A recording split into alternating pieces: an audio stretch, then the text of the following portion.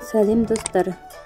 Бүгін сіздермен бірге 5 минутта дайын болатын сәбізден салат жасайтын боламыз.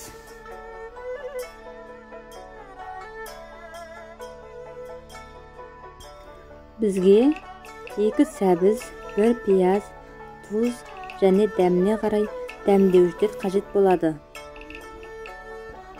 Сәбізді осылай үккіштен өткізіп аламыз.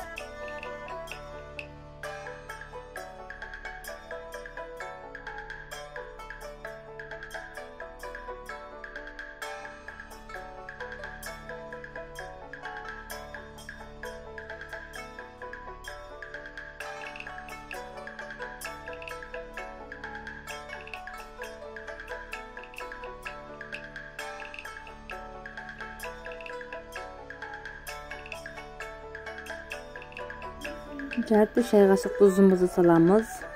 Дәміне қарай қызыл бұрыш, аджика саламыз. Уксустен 1 шай қасық құямыз.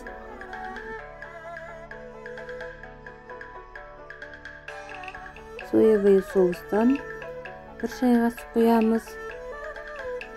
Енді туралған пиязды саламыз.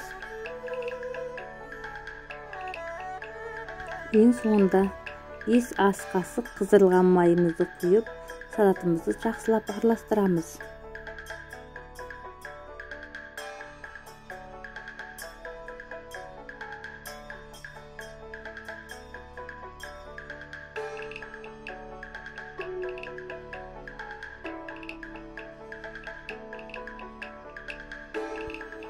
Міне салатымыз дайын.